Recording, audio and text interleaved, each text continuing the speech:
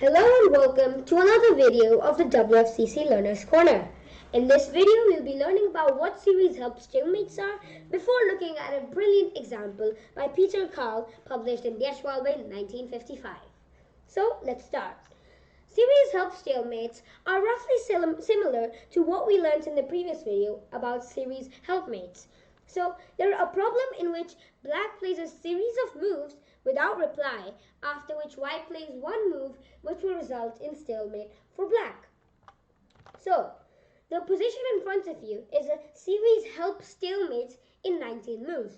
So, black plays 19 moves in a row, followed by white playing just one move which stalemates black. Don't forget, both white and black are cooperating with each other. So, as we can see, these black units will have to be immobile.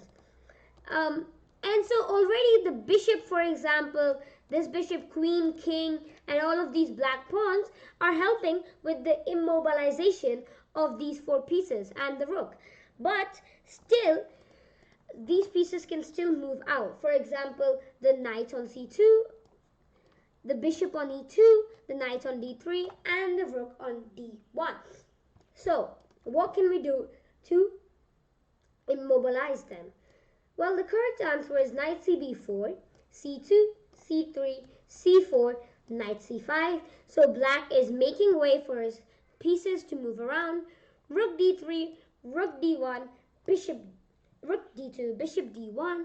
And so the rook moves away from d1 where it could have captured c1 and e1.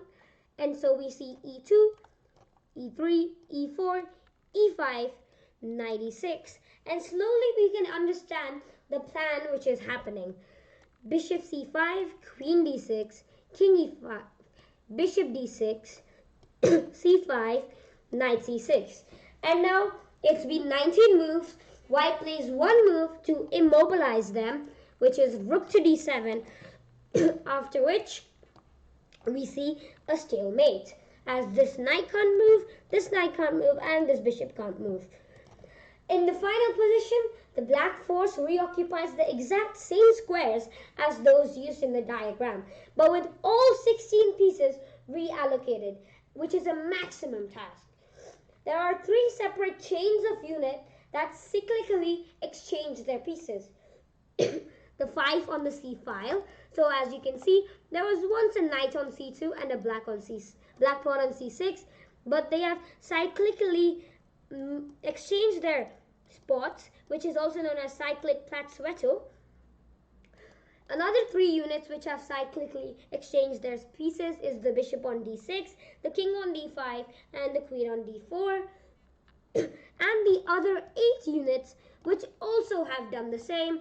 For example, the bishop goes to e2, the rook goes to e2, the rook goes to d3, and the knight, which was previously on d3, is on e6, and all of these pawns also move one square down. So that was for series-helpstalemates, and see you in the next video.